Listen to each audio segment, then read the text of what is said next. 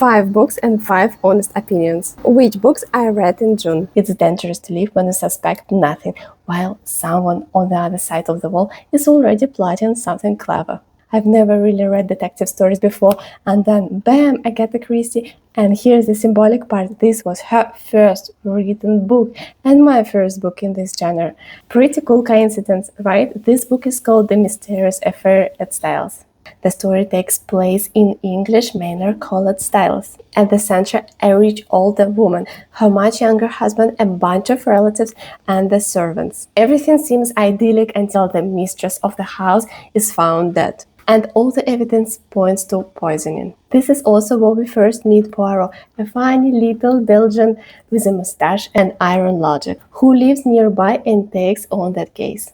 Ton of suspects, each with a motive and alibi. And the big question is, how could a murder even happen when the door was locked from the inside? And you know what? You can't put it down for real. I'm like that meme woman, eyes wide open, kids are hungry, tea is getting cold. Because this isn't romantic prose. In romance, if you take a break, so what? The characters spend 20 more pages sorting out their feelings, and you're just waiting for them to finally have a kiss. But here, totally different. In a detective story, pause is the end. While I was wiping my daughter's butt for the 5th time, Poirot already uncovered 2 clues, and I lost the thread.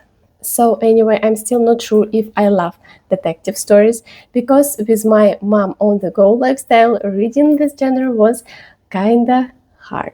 Picture this, your very own little shop with a view of the sea, zero competition, customers pouring in from all over the town, and it's not just a job, it's your childhood dream finally coming true. Sounds like a fairy tale, right? Well, that's exactly how it all starts in the book The Little Shop of Happiness by Kate and Clara by Eli MacNamara. The main character is Kate, finally opened her dream shop in a cozy seaside town.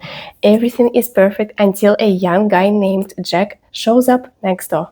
And it looks like he's decided to grab a piece of the pie by opening the exact same kind of shop. Unlike me, Kate doesn't just stay quiet or cause a scene. She's actually way braver than I am, but imagine her surprise when Jack doesn't even come over to say hi. He starts making fun of her. So much of a competitor. His shop isn't even opened yet, and he's already getting on her nerves.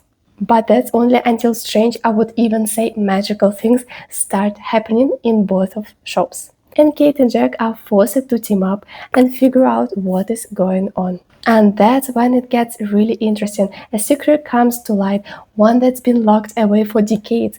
So what do Kate and Jack end up doing with that secret? What do Kate and Jack end up doing with that secret? I'm not telling you, but I give this book 10 out of 10. And you know what? It surprisingly made me cry at the end. Honestly, I did not expect this. So if you're in the mood of something about the sea, competition, a little magic and touch of romance, I'm highly advising you this book. You know what really makes your hair stand on end? The thought that you're stuck for years in the exact same place. Sure, the world is full of dangers, but the scary thing is to just not change a thing.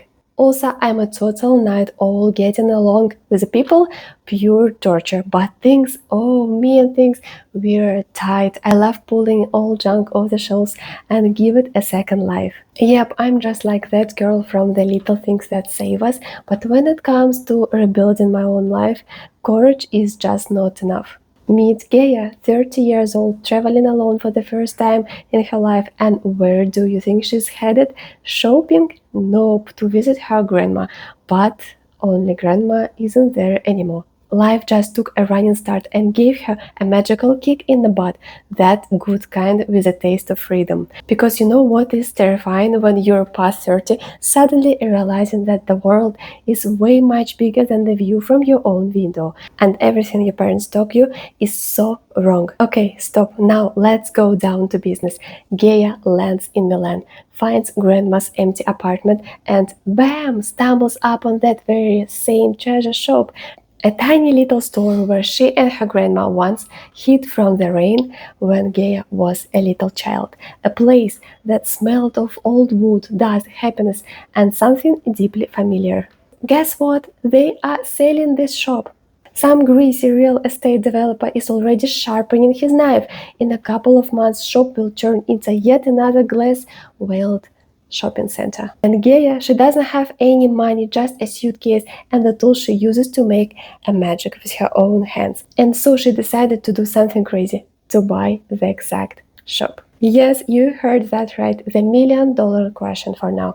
Will she manage to save the shop before the bulldozers tear everything down? And while she's at it, will she save herself too? The little thing that saves us is not about old junk. It's about you, about me, about everyone who's scared but moves forward anyway, even when their knees are shaking. Do you actually believe that quitting your job and going after the thing that scares you the most but makes you feel alive is childish? Like grown-ups don't do that, the plan is sacred. Sounds familiar, right? And then bam, you got a message, you are fired. Even though you've been carrying everything, even though you heal people with books better than any therapist ever could. Anyway, today we're turning into a book. Let's go. The main character of Jenny Colgan, the bookshop on the corner, her name is Nina. She is literally a book fairy in the most badass sense of the word. She doesn't just hand out books at the library, she fixes people's lives. But then here come the robots, the AI, and the suits who couldn't care less about the stories that have been written for centuries. And out of now here, the library is like, hey, let's throw all these books in the trash. Of course, Nina freaks out and she starts rescuing them, in secret, dragging them home at night. Her apartment already looks like a warehouse. And then the dumbest thought ever pops up in her head. Buy one and sell books wherever. No direction, just go. Are you serious, Nina? Like for real? A van with no money, no plan, no breaks? Now that's a plot twist. Her life is now before and after, and on the road she's got a grumpy but insanely hot farmer who complains about everything, a village where the internet is a myth, and a skeleton in a closet so big she has no idea how to trust people anymore. So if you're stuck at a job where they treat you like you don't matter, buy this book. It is not sappy, it's a warm blanket that suddenly slaps you in the face. This book shoots, hey you, what if? Why the hell not? You've got the stupidest idea that might just be the reason you were born. Nina proved it. Now it's your turn.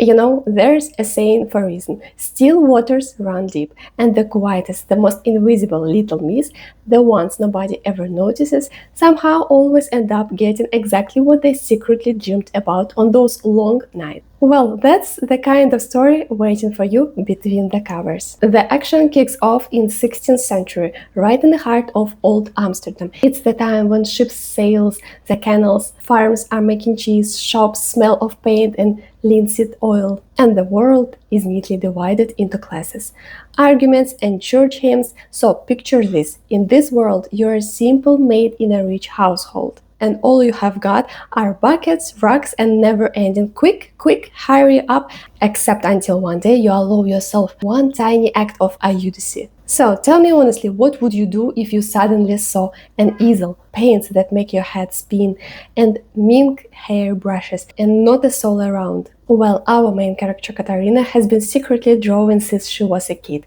wherever she could. Except instead of a paintbrush, she's holding a cow's udder, instead of an easel, she's got a cheesy dairy. And not a single minute for what her heart is truly wants.